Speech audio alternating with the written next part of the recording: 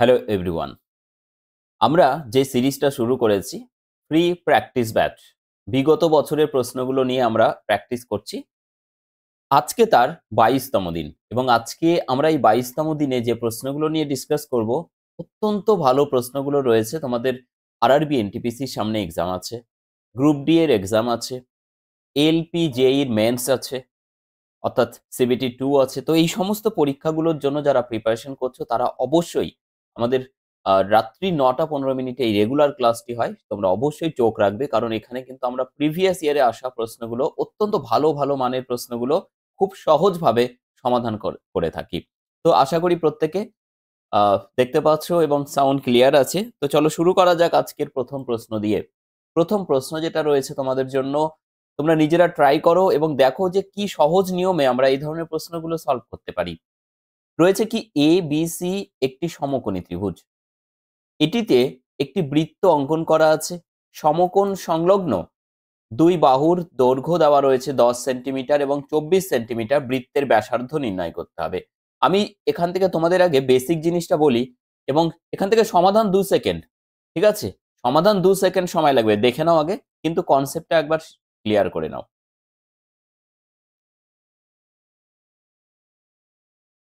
মনে করো এটা সেই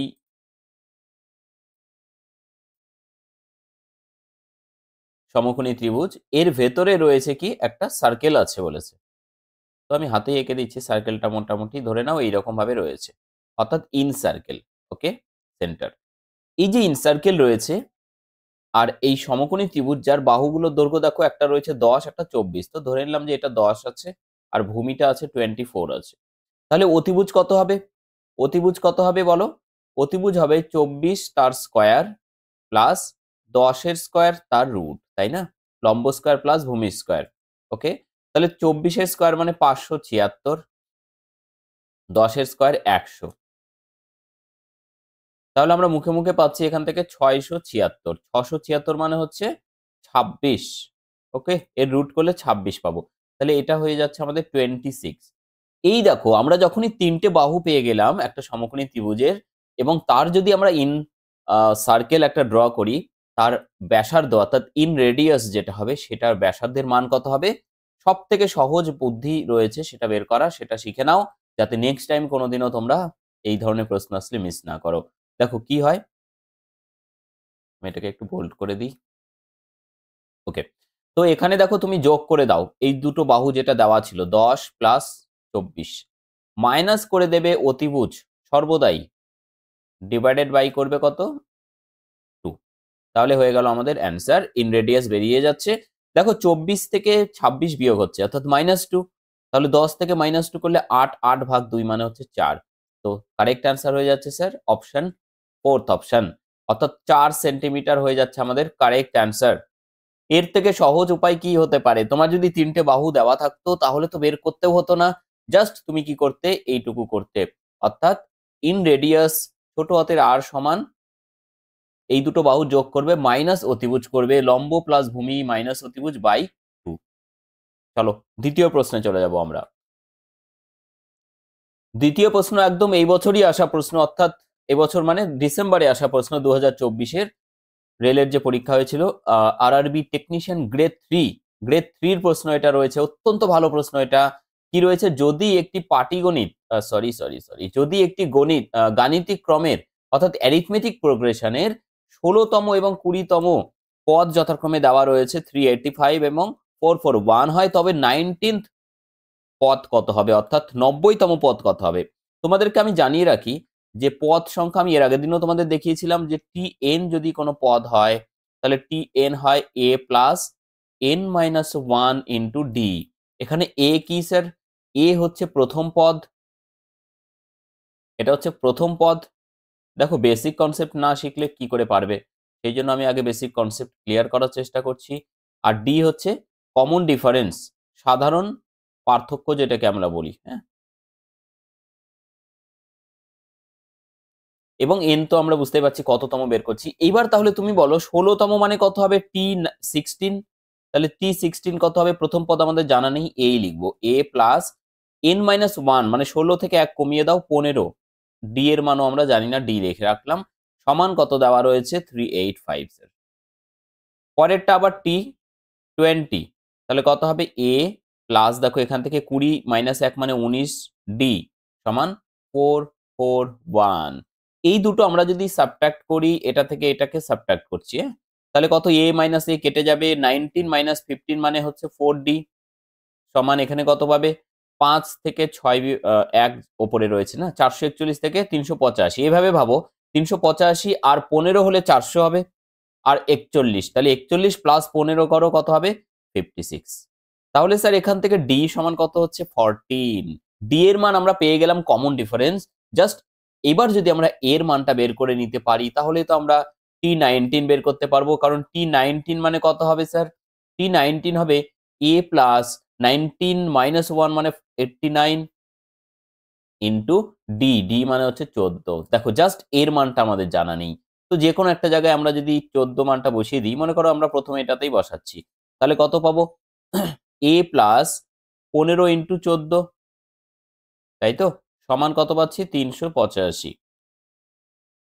তাহলে এ সমান কত হচ্ছে 385 মাইনাস এটা 15 দিয়ে দেখো, 15 দিয়ে 4 15 60 শূন্য হাতে 6, 15 আর 6 21, তাহলে পেয়ে গেলাম আমরা কত হচ্ছে 175 ভ্যালু অফ এ। তাহলে এখানে বসিয়ে দাও 175 প্লাস স্যার এত বড় গুণ করতে হবে না, কোনো কিছু করতে হবে না তোমাদের, জাস্ট তুমি ইউনিট ডিজিট চেক করবে, এত বড় বড় অঙ্ক না হলে অনেক টাইম ওয়েস্ট হবে। দেখো 5 এখান থেকে তুমি পাচ্ছ, প্লাস এখান থেকে 4 নং, সরি এটা গুণ রয়েছে, হ্যাঁ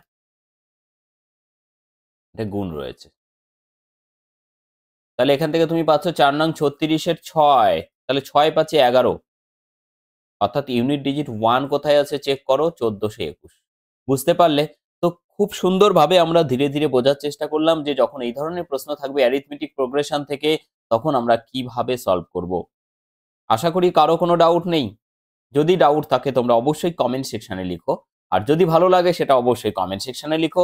চলে যাব আমরা 3 নম্বর প্রশ্ন আজকে। প্রত্যেকদিন আমি তোমাদের 10খানা সেরা টাইপের প্রশ্ন নিয়ে ডিসকাস করছি, অর্থাৎ 10টা টাইপের প্রশ্ন প্রত্যেকটা দিন তোমরা শিখতে পাচ্ছ। রাত্রি 9টা 15 মিনিটে কিন্তু এই ক্লাসটি থাকছে তোমাদের জন্য, এবং নেক্সট উইকে তোমাদের জন্য একটা বড় অ্যানাউন্সমেন্ট আসছে, ঠিক আছে? তো অবশ্যই প্রত্যেকে রেডি হয়ে থাকবে। 100 জন শিক্ষার্থীর একটি ক্লাসে একটি নির্দিষ্ট বিষয়ে প্রাপ্ত গড় নম্বর 25, আর 50 জন শিক্ষার্থীর জন্য একটি শ্রেণীতে একটি বিষয়ে প্রাপ্ত গড় নম্বর হচ্ছে 70। উভয় শ্রেণীর ছাত্রদের একসাথে নেওয়া গড় নম্বর কত হবে? দেখো 100 জন টোটাল শিক্ষার্থী আছে, একটি নির্দিষ্ট বিষয়ে প্রাপ্ত গড় নম্বর আছে কত 25, এবং 50 জন শিক্ষার্থীর একটি শ্রেণীতে গড় নম্বর হচ্ছে 70। তাহলে আমরা কি করব, এখানে গুণ করা ছাড়া কোনো উপায় নেই, গুণ করব খুবই ছোটই হবে। দেখো 100 জন 25 করে, তাহলে কত হবে 100 ইন্টু 25, আমি দেখাচ্ছি জাস্ট এখানে, তাহলে কত হবে 25 দুটো শূন্য, আর এখানে কত 50 ইন্টু কত হবে 70 জন, 70 নাম্বার 50 জন, 5 7 35, তাহলে টোটাল যদি আমরা করি কত হবে 35 আর 5 40 60।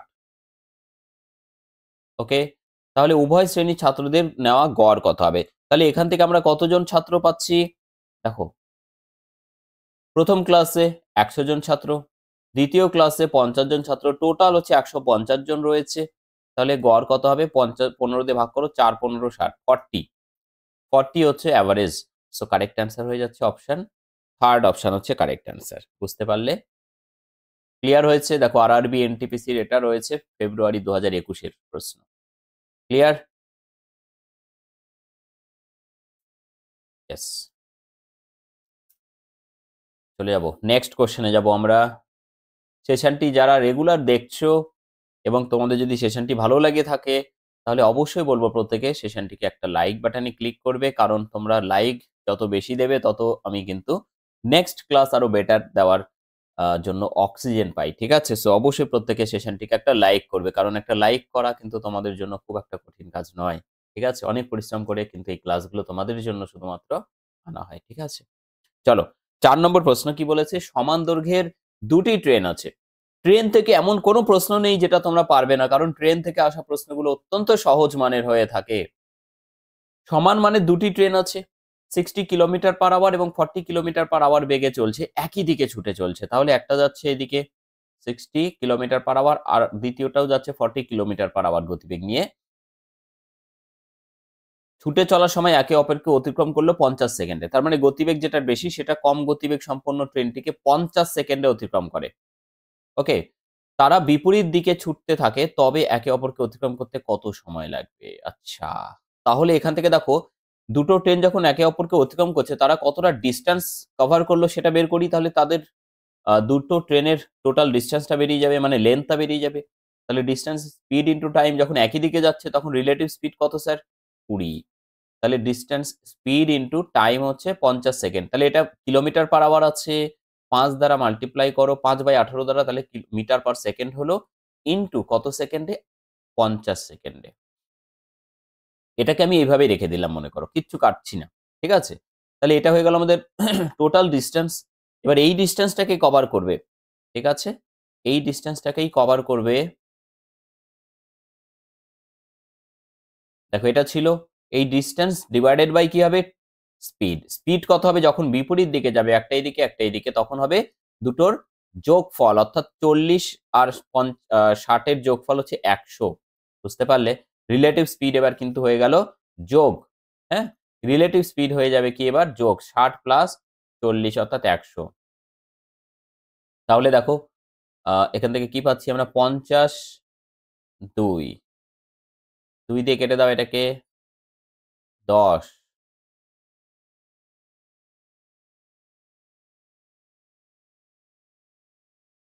বিপরীত দিকে ছুটতে থাকে, তবে একে অপরকে অতিক্রম করতে কত সময় লাগবে? কোথাও কি কোনো মিস্টেক হয়েছে?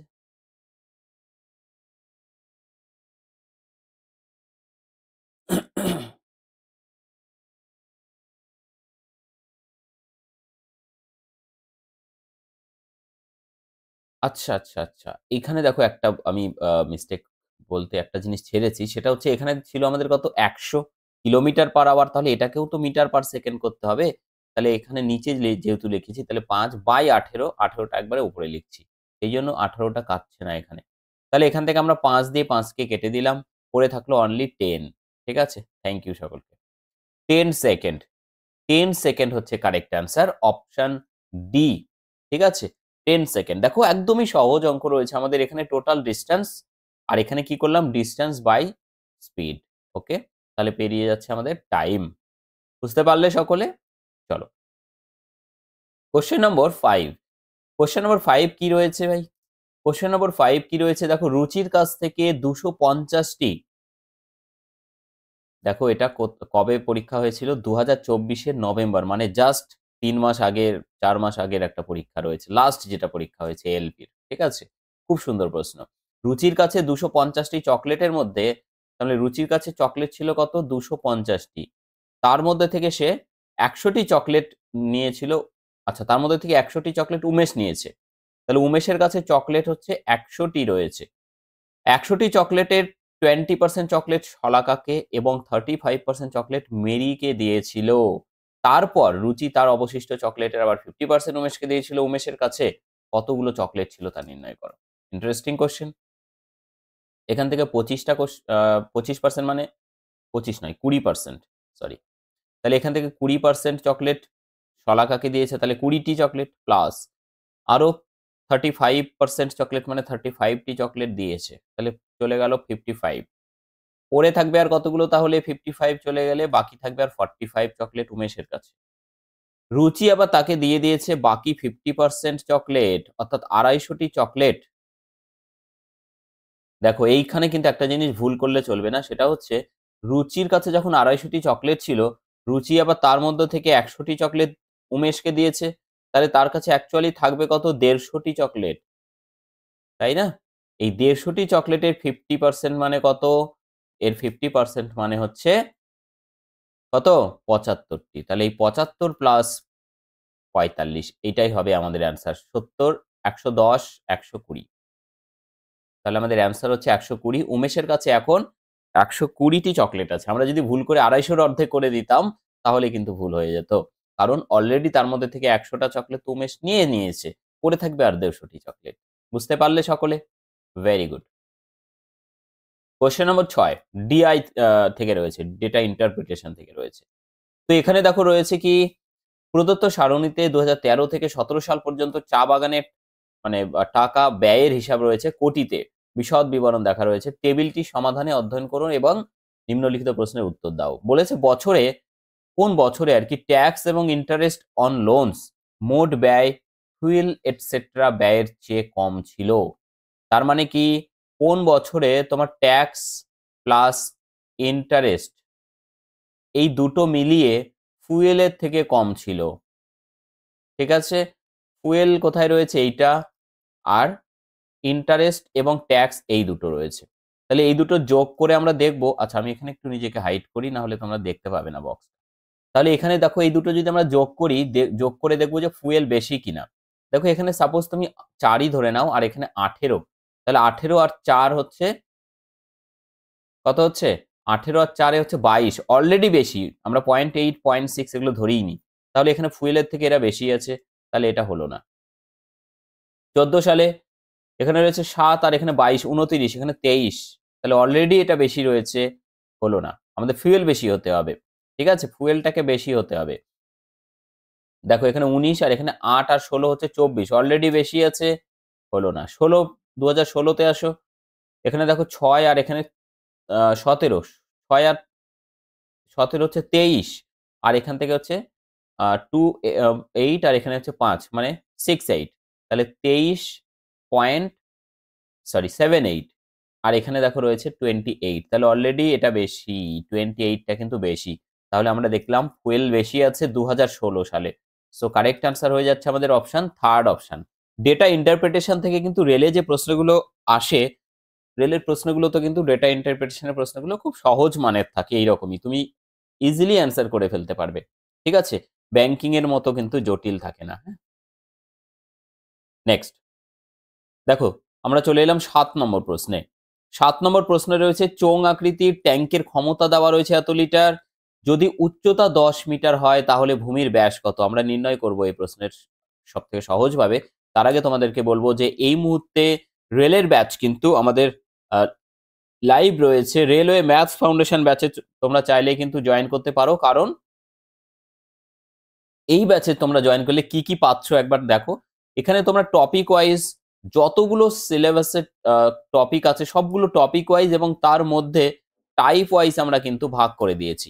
ঠিক আছে, টপিক তার মধ্যে টাইপ, তাহলে প্রত্যেকটা জায়গা থেকে তোমার কনসেপ্ট ক্লিয়ার হবে, এবং সেই জায়গা থেকে প্রিভিয়াস ইয়ারের যত প্রশ্ন এসছে সব প্রশ্ন কিন্তু আমরা সলভ করে দিচ্ছি, যাতে করে তোমাদের বুঝতে সুবিধা হয় সমস্ত ধরনের প্রশ্নগুলো।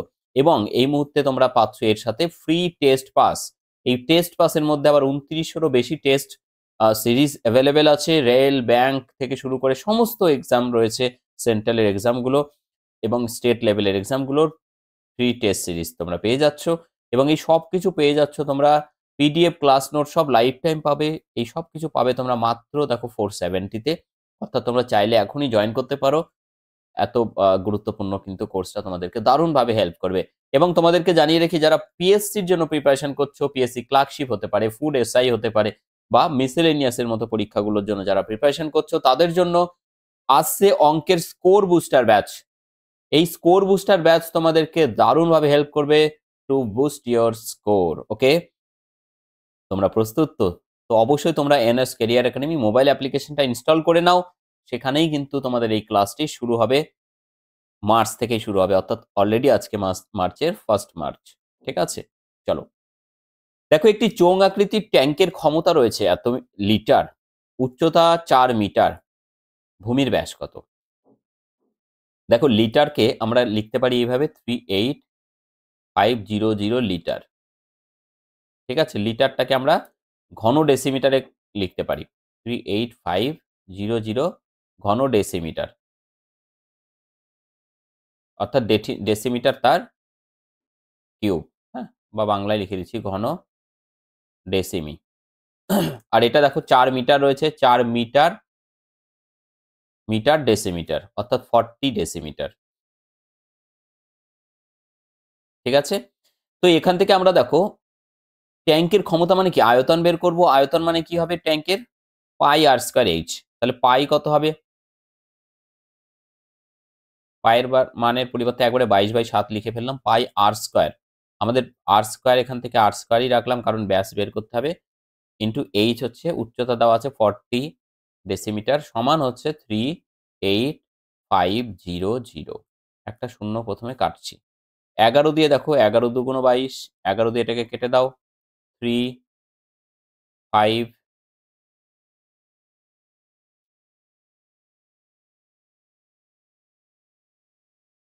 35ই হচ্ছে, তাই না? 350। দেখো 5, 5 3 8 আর 3, ইয়েস 350। এবার আমরা কত দিয়ে কাটবো? 2 দিয়ে কেটে দাও। 2 দিয়ে কাটলে হচ্ছে 17 দুগুণ 34, 5 দুগুণ 10। তাহলে এখান থেকে তুমি পাচ্ছ আর স্কোয়ার সমান হচ্ছে 175, মানে 25 ইন্টু 7, তাই না? 25 ইন্টু 7, আর এই দিক থেকে 7 যাচ্ছে ওপরে, আরো একটা 7 পেলাম, আর এই দিক থেকে আসছে 4। তাহলে এটা রুট করলে তুমি পাবে আর সমান 25 থেকে একটা 5 আর দুটো 7 থেকে একটা 7, 5 7 35, আর নিচে হচ্ছে 4 এর রুট করলে 2। তাহলে তুমি ব্যাস পাবে কত? 2 আর সমান 35। এত মিটার কিন্তু আমাদের বের করতে বলেছে, এত ডেসিমিটারে আমরা বের করেছি, তাই না? আর আমাদের বের করতে বলেছে মিটারে, তাহলে এটা সমান 3.5 মিটার। সো কারেক্ট অ্যান্সার হয়ে যাচ্ছে সেকেন্ড অপশন, 3.5 মিটার হচ্ছে কারেক্ট অ্যান্সার। 8 নম্বর প্রশ্ন রয়েছে, আরো একটা নতুন টাইপের প্রশ্ন। দেখো, এক্স এবং ওয়াই 16 দিনের মধ্যে একটি কাজ কমপ্লিট করতে পারে। এক্স ওয়াই 16 দিনে কোনো কাজ কমপ্লিট করতে পারে, যেখানে ওয়াই এবং জেড 24 দিনে কমপ্লিট করতে পারে, যেখানে এক্স ওয়াই অ্যান্ড জেড একসাথে 12 দিনে করতে পারে। প্রথম কাজ করব আমরা, এদের লসাগু বের করব। প্রশ্ন কি বলেছে একবার দেখে নাও। এটি শেষ করতে এক্স এবং জেড এর কতদিন সময় লাগবে? এক্স জেড দেখো এখানে কোথাও নেই, আমরা বের করব। প্রথমে দেখো এখানে 24, 12, 16, 48 লসাগু হবে। 16 দিয়ে 3 16 48, 24 2 4 12 48। তাহলে এক্স ওয়াই জেড তিনজনে দেখো 4 ইউনিট কাজ করে। এক্স ওয়াই জেড যদি 4 ইউনিট কাজ করে, শুধুমাত্র এখান থেকে এক্স কত ইউনিট কাজ করবে? দেখো 4 থেকে বাদ যাবে, ওয়াই জেড কে বাদ দিয়ে দাও, তাহলে 2 বাদ যাবে। তাহলে এক্স করে 2 ইউনিট। আবার বের করব আমরা জেড। জেড কতটা হবে? এক্স ওয়াই জেড 4 থেকে বাদ যাবে তোমার জেড, মানে হচ্ছে এক্স ওয়াই বাদ দাও, এক্স ওয়াই হচ্ছে 3 ইউনিট। তাহলে 3 বাদ দিলে পড়ে থাকবে 1 ইউনিট। তাহলে এক্স আর জেড এরা কতটা কাজ করে? প্রত্যেক দিনে 2 আর 1 এ 3 ইউনিট কাজ করে। তাহলে এবার টোটাল কাজ 48 ইউনিটকে তুমি ভাগ করো 3 দ্বারা, 16 দিনে। 16 দিনে এরা এক্স আর জেড টোটাল কাজটা কমপ্লিট করতে পারবে। বুঝতে পারলে? 16 দিনে।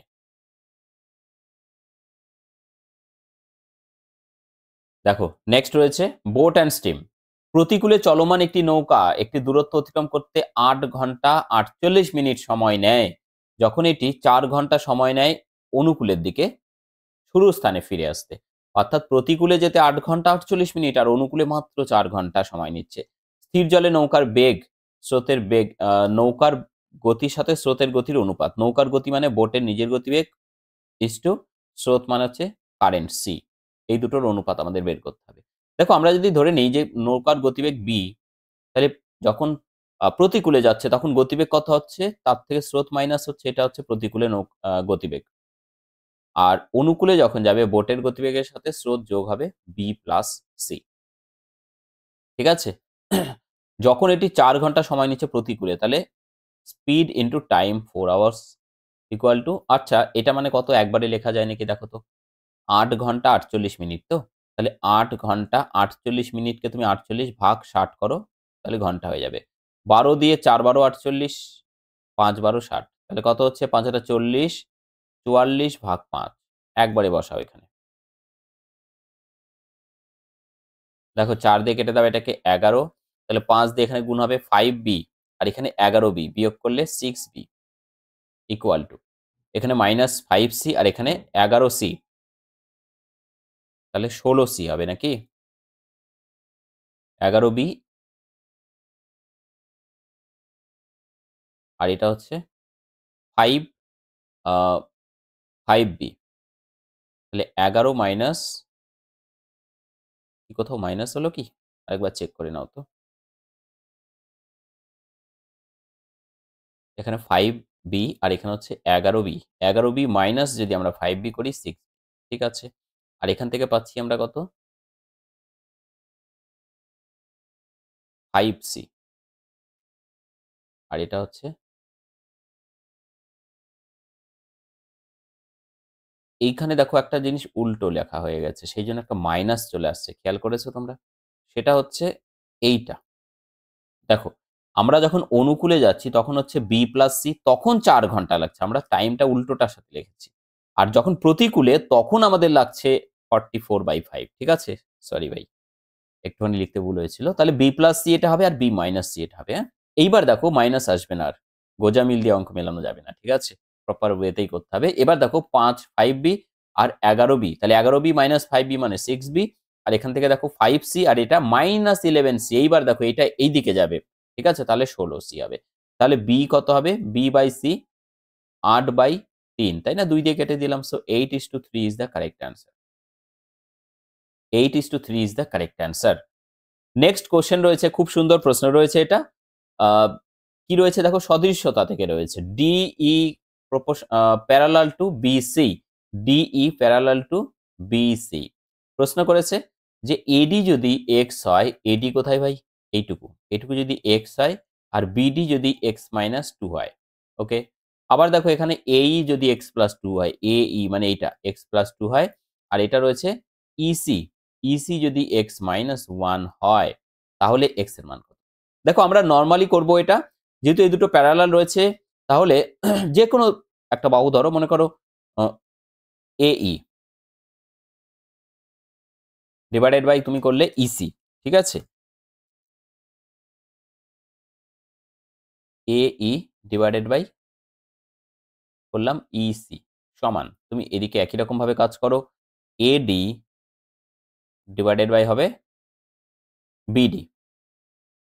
তুমি এবার মান বসাও, দেখো x+2 ডিভাইডেড বাই x-1 সমান এডি মানে হচ্ছে x/x-2। তাহলে এবার ক্রস মাল্টিপ্লিকেশন করলে এটা ইন্টু এটা মানে কত হবে? x² - 4 সমান এখানে কত হবে? x²-x। ওকে, সো x² কেটে গেলে শুধু থাকবে x=4। আমাদের এখানে মান বের করতে বলেছে x এর মান, তো আমরা পেয়ে গেলাম x এর মান হচ্ছে 4। বুঝতে পারলে? মোট 10টা টাইপের প্রশ্ন নিয়ে আমরা ডিসকাস অলরেডি কমপ্লিট করলাম। নেক্সট যে প্রশ্নটি রয়েছে, এই প্রশ্নের অ্যান্সার কত হবে তোমরা অবশ্যই কমেন্ট সেকশনে তো লিখবেই, তার সাথে অবশ্যই প্রত্যেকে একটু লিখবে যে সেশনটি তোমাদের কেমন লেগেছে। যদি ভালো লাগে সেটা অবশ্যই লিখবে, যদি ভালো না লাগে সেটাও লিখবে, কোনো অসুবিধে নেই। এবং যারা দেখছো ক্লাসটি, অবশ্যই প্রত্যেকে চ্যানেলটিকে সাবস্ক্রাইব করে নেবে এবং সেশনটিকে অবশ্যই একটা লাইক করবে। নেক্সট আগামীকাল দেখাবে ঠিক রাত্রি 9টা 15 মিনিটে। প্রত্যেকে ভালো থাকো, সুস্থ থাকো। থ্যাংক ইউ সকলকে, থ্যাংক ইউ সো মাচ।